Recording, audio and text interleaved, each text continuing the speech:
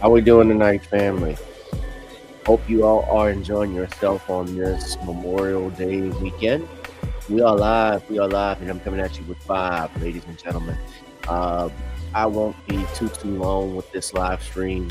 It is the weekend. I'm trying to make the best of it because, man, gosh, we are in the last week of May, family. This is Memorial Day weekend, which is always the end of the Monday last Monday of the month, and already we have gone through.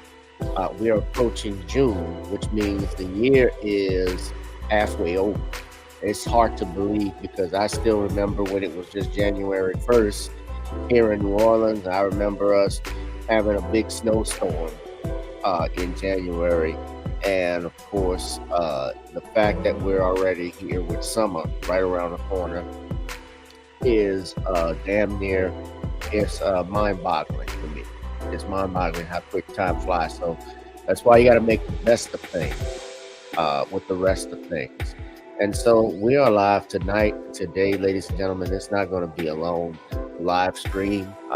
Just chopping it up with you all today. I had some plans. Hope your Memorial Day is going to be great. Matter of fact, y'all know that Memorial Day, and I've talked about this before, commemorates of course, it was started to commemorate the Union soldiers. Now, of course, we've applied it now to commemorate all of our men and women, and we salute all of our men and women who served in our armed forces that have uh, died and fought in service for this country, especially our black veterans who don't often get the credit that they deserve. But I have to point out something. Yes, the Union soldiers that died in the Civil War, it was started by black freedmen. And I talked about this before a lot of times on my channel ever since 2020 when we were home from due to COVID.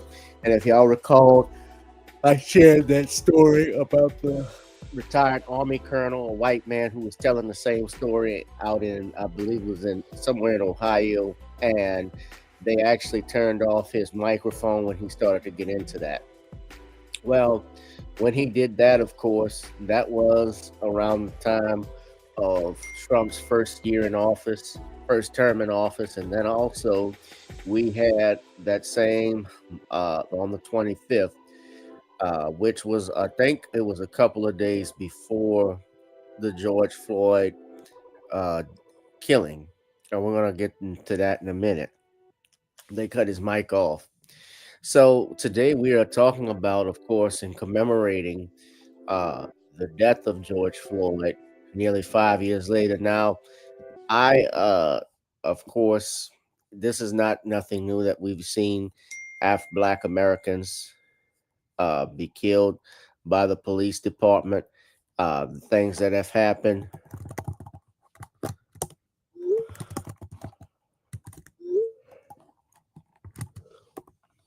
Sorry, hold on.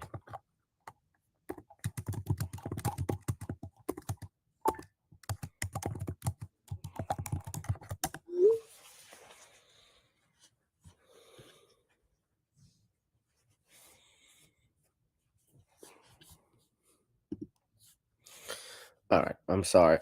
Make sure y'all share that, hit that like, share, and subscribe button, ladies and gentlemen. Hit that notification bell, smash up the likes. So, in commemorating a 5 year anniversary of George Floyd's death at the hands, I don't say commemorate, but I, of course, remember where we were when it happened. And it's hard to believe that that coincided, for those that recall, it's been 5 years since what happened with George Floyd. It's been 5 years since COVID took this nation by storm. Both things that were happening in 2020, it was just an awful year starting off. COVID, everybody had to stay home. This was around March of 2020. Then we have then in the month of May, you had the George Floyd situation. And we remember watching the video, seeing George screaming, begging for the officer to get off of him. That punk Derek Chauvin, who they keep trying to get a pardon for, and uh, motherfuckers and racists like Ben Shapiro, who have been trying to push for this and pushing the narrative, a false narrative, that George Floyd had actually been on drugs and so forth, which were lies. And let's not forget, before George Floyd, we also had the death of Ahmaud Arbery that white by that white gang. That's what they were. They were a gang, father and son, and their friend Roddy Bryant. I'm Ahmaud Arbery was killed by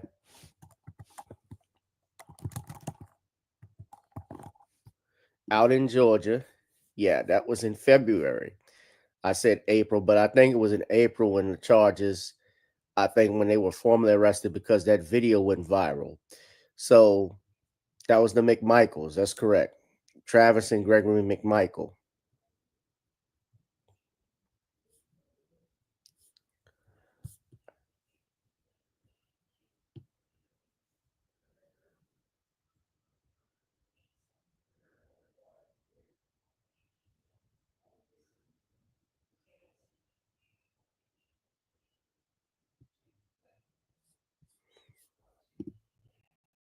So I'm sorry, I was somebody was talking in the back. So yeah, we remember that time. 2020 was just hot, and what Ahmaud Arbery was killed, and then George Floyd. So 2020 was just something else. Of course, Derek Chauvin wasn't the only officer who was tried. There were several officers that were also uh, charged with crimes that included the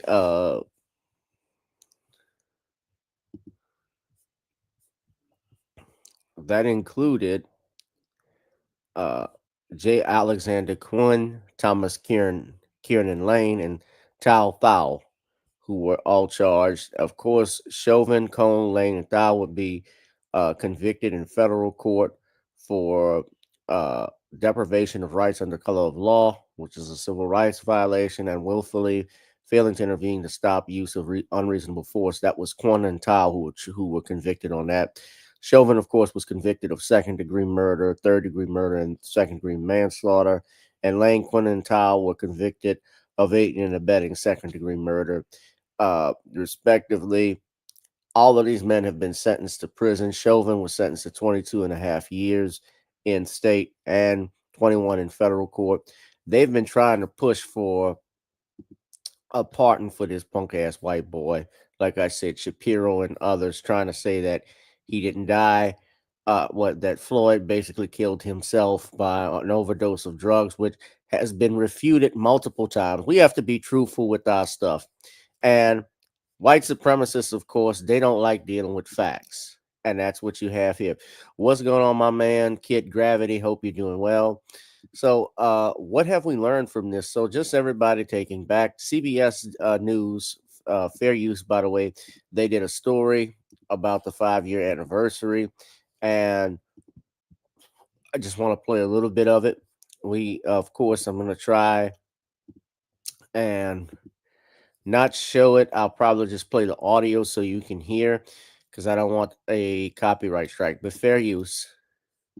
Tomorrow marks 5 years since George Floyd was murdered in Minneapolis by former police officer Derek Chauvin. Floyd's death sparked nationwide outrage and calls for sweeping police reform in departments across the country. But this week, the Justice Department announced it is dismissing federal consent decrees and probes in several cities, including Minneapolis. Skylar Henry rode along with the city's current police chief to see what's changed since Floyd's death and the challenges that still exist. The death of George Floyd at the hands of a Minneapolis police officer is still an open wound. That's how Chief Brian O'Hara describes the feeling in his city, even 5 years later. The level of crime in the city skyrocketed, and it got bad, continued to get bad for a while after that.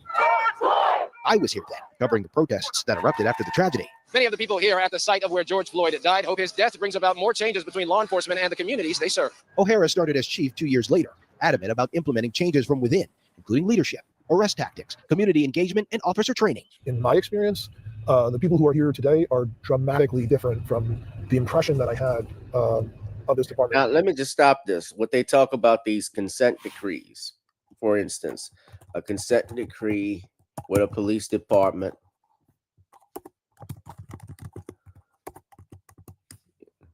is typically it's a legally binding court order that all parties from the police department and the Department of Justice that outlines a plan for reform and improvement within the department.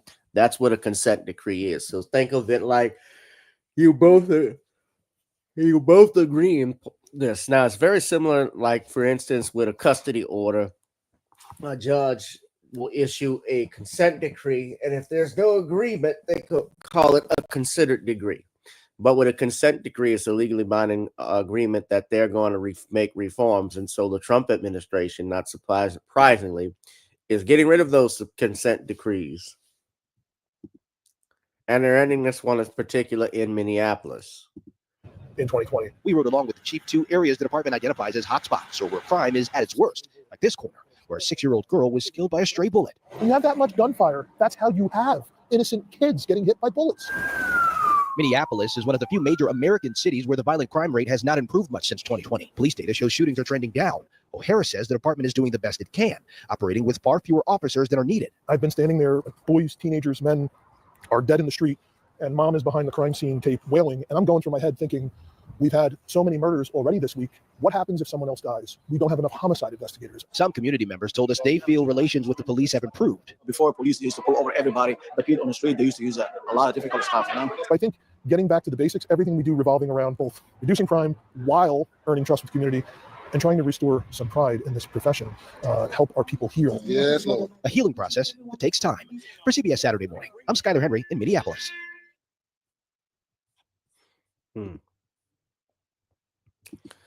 And I'm just randomly looking on X right now, guys, because it is the anniversary of George Floyd's passing. There are people that are posting videos.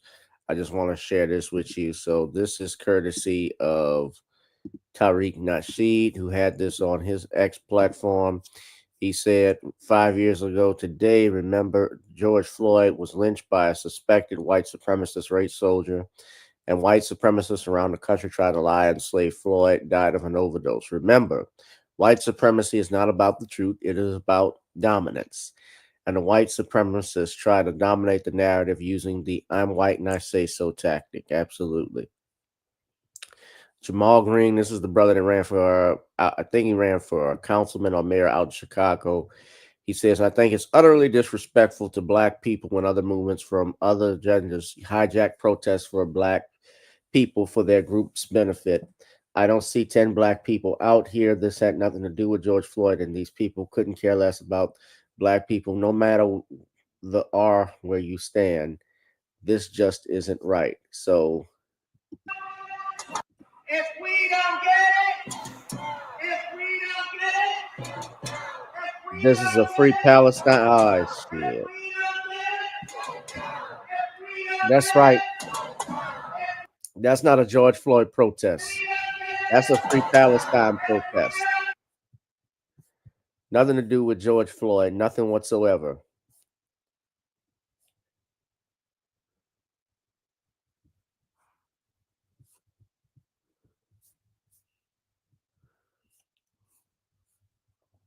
And so let me play my music. I like to have my music back up. So let me just tell you what I recall about the George Floyd incident. Like I said, I remember where I was. Of course, we were all at home when that was going viral. People were talking about protesting and so forth. I actually remembered going to a rally, a march they had out in St. Bernard Parish, which is a neighboring parish south east of New Orleans, right across the river. And so I had a chance to go there, and I actually did interviews with people and talk about the rally. We marched in the park and so forth. Honestly, I've gotten tired of us marching and so forth with that. And because I don't think it does anything but waste shoe leather. We don't get attention to anything. And of course, one of the big things that I remember coming out of the George Floyd incident, you had a lot of riots that occurred. Some businesses never recovered. People stealing, taking things. Of course, I always suspected, and it even came out, that a lot of those people who were doing that were informants. They were police officers, undercover agents that were trying to do stuff to get people locked up, which happens all the time. That goes back even from the days of the Black Panther Party. Bruh, listen to Judge Joe Brown talk about it. Judge Joe, shout out to him. I remember a few years ago, Judge talked about why he never celebrated Kwanzaa, and he talked about the guy who created Kwanzaa, Ron Karinga, who he said was an informant.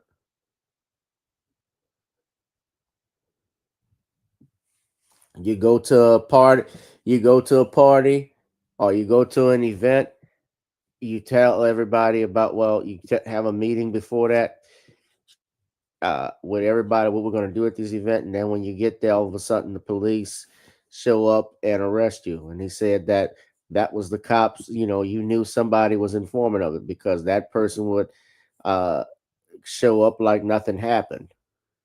So you always knew who that was. That's what Judge Joe said. Now, I can talk about, we talked about the reforms. There really hasn't in the last 5 years. Have y'all found? I have not seen really any serious change with the death of George Floyd, other than how liberals tried to make him the poster boy to get things changed in this country. Now, this is not a shot against George Floyd. I don't have anything personal against the man. He certainly didn't deserve to die in the way that he did. That was tragic and unfortunate. But they tried to name civil rights bills, which they couldn't get passed. Remember, they tried to pass. Biden talked about, and not just Biden, but the Democrats in the Senate, Nancy Pelosi, Kamala Harris, and other congressmen wanted to, and senators wanted to push the George Floyd Act, was fairness in policing. That never happened. I remember Biden actually being allowed to speak at Floyd's funeral, which was emceed by Al Sharpton, and nothing truly happened with those debts, with that, because he was being used. Now, I don't, of course, like I said, I don't like what happened to him, but I don't believe George Floyd should have been the poster child for a civil rights thing. Yes, he is not, and I will say this, he's not on the level of what happened with Emmett Till. Emmett Till was a child. That occurred to him, that tragedy that occurred in Mississippi. That was a kid. Obviously that should not have happened. And honestly, I wish the adults in that situation, and it's hard to armchair quarterback, but let's be real, the adults in that situation failed Emmett. That generation failed Emmett.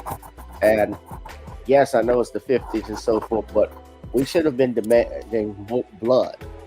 We should have been demanding more accountability, especially at the fact that that woman, Carolyn Bryant Dunham, was allowed to live her life up until the age of 87, 88 years old. She lived a full life, albeit it may have been not as pleasant for her, but she got to have grandchildren. She got to have watch her kids grow up. Emmett didn't get that. Emmett did not get that. And justice, in this case for George Floyd, the officers were arrested and convicted, that's true, but a lot of people wanted it to be murder or have more severe charges, which I wasn't surprised they were going to get. I didn't think they would have gotten it.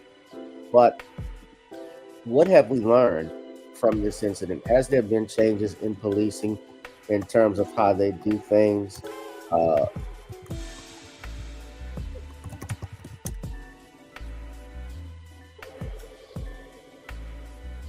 It really has not changed. Qualified immunity is still around. Qualified immunity, of course, which gives officers immunity when they have these incidents with police shooting and so forth. They get immune. Basically, they can claim where you can't sue them individually.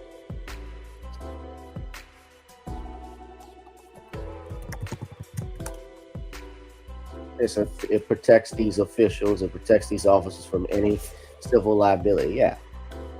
So nothing really has changed, in a sense that after 5 years, we've gotten things that are better for the community, for society as a country as a whole. It hasn't. And while it may be frustrating, it should not surprise anyone because this is the business of America. This is something that the United States has done for years. In fact, when Rodney King happened, was there any reforms to the police department out in Los Angeles? They were still doing the same things that they've been doing. Remember, after Los Angeles, they had the Rough Riders. Now, I'll say this, there was a revamping of the Los Angeles Police Department because we were able to show with the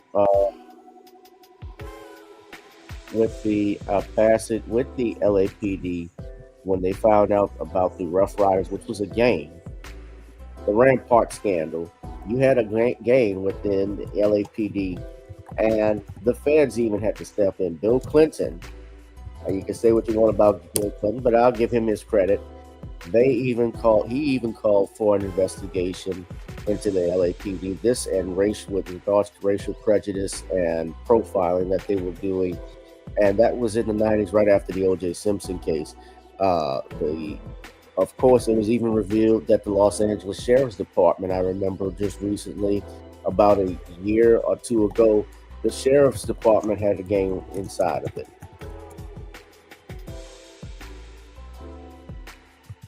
Y'all heard about that?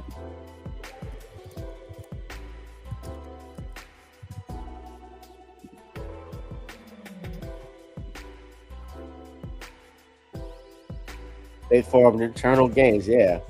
That's not a surprise. That's even everywhere. I didn't even think what happened in Memphis. That was a gang that was part of that. But yeah, the gangs in the Los Angeles Sheriff's Department, you see that here.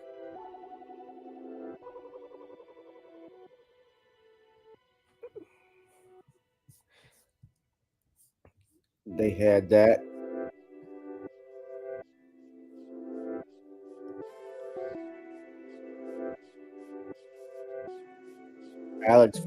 Yeah, and he had to step down. Villanova had to step down from that.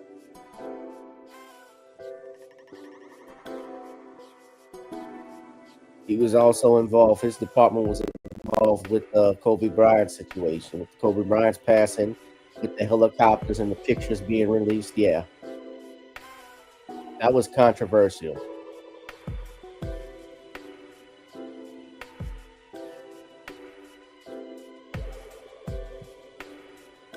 It's alleged. I gotta say alleged because he was a prominent gang member. Under Sheriff Paul Tonka, he was convicted. He was with the Linwood Vikings. These are police officers. It's been described as a neo-Nazi white supremacist group.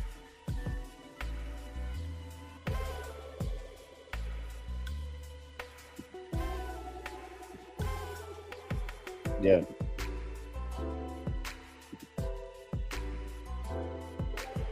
So much change, while needed, hasn't happened as much in America. It's not a surprise.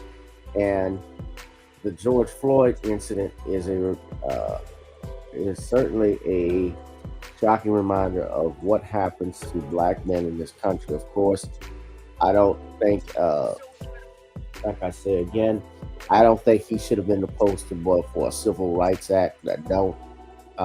He may have not been a good person, and people try to shame him for not being a good person. There's a lot of people who are not good people. That doesn't mean he deserved what happened to him.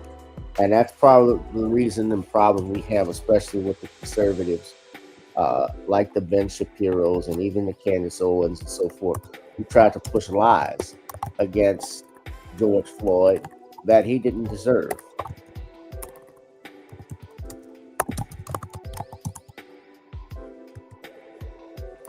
So, do y'all think big changes have occurred after George Floyd's death? What is your take on this? I said this wasn't going to be a long live stream, guys. I actually got to roll in a minute, but I just wanted to share my 2 cents. But that's a Wikipedia page on the Rampart scandal.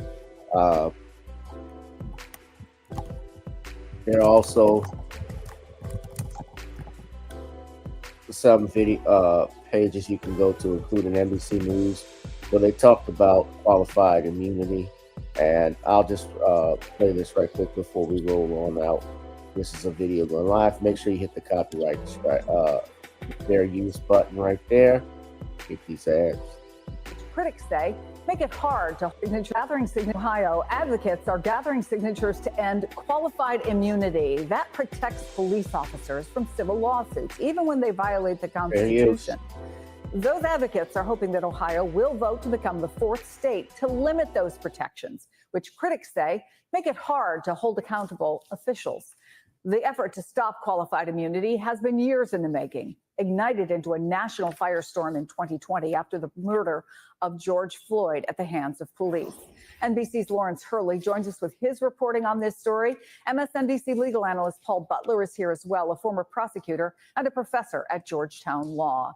Lawrence, you've been reporting on this topic for years now. What can you tell us about the current status of qualified immunity nationwide? Yeah, so just to set the table, back in 2020, after the George Floyd killing, there was a lot of discussion in Washington about making major reforms. There were cases pending at the Supreme Court. There were bills in Congress. The House passed a bill.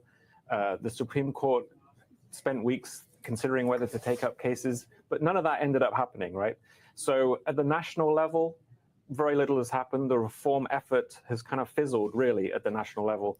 But there are some signs of incremental reform that have been taking place in states, as you mentioned earlier, and also in the courts. So some lower court judges have been pretty critical of qualified immunity, this doctrine that was invented by the Supreme Court. And we've seen some cases, including one just recently, where an appeals court ruled that Oakland police officers wouldn't get qualified immunity because of their role in a high-speed car chase. And so you continue to see some of those cases coming up, and it shows how the reform efforts really are coming from the bottom up rather than the top down. Yeah.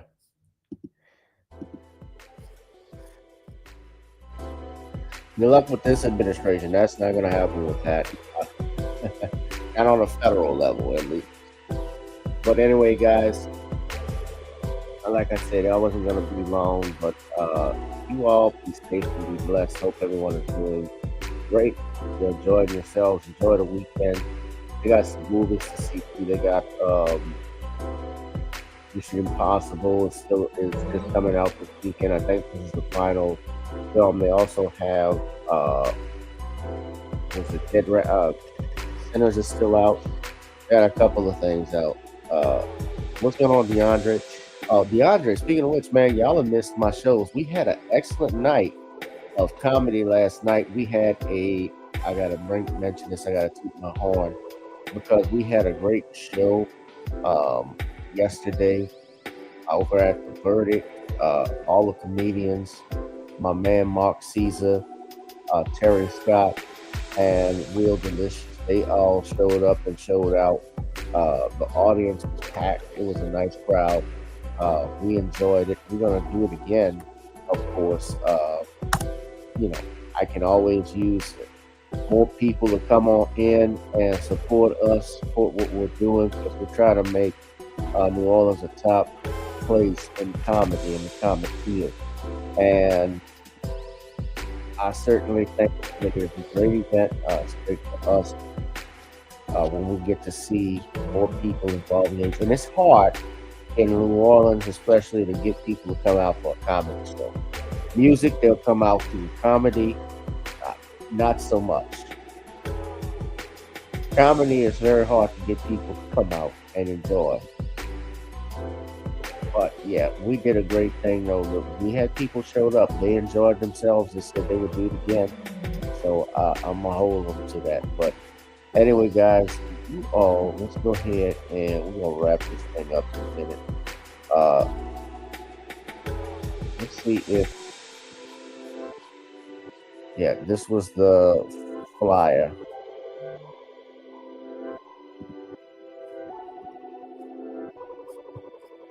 Yeah, we had about, I want to say we had over 25 people that came out. So it was a great night. That's the flyer. So y'all make sure y'all tune in. Be one, be safe, be blessed. Shout out to Get Gravity, Spirit of Justice. I appreciate y'all for tuning in, ladies and gentlemen. Oh, and if you love me for my time, you can drop something for me for my time, ladies and gentlemen. This is little appreciation. Drop something in the PayPal, Cash App, or Zelle, all the Venmo, and I will see you all in the next one. Ladies and gentlemen, be one, be safe, and be blessed. I'll holla. Peace.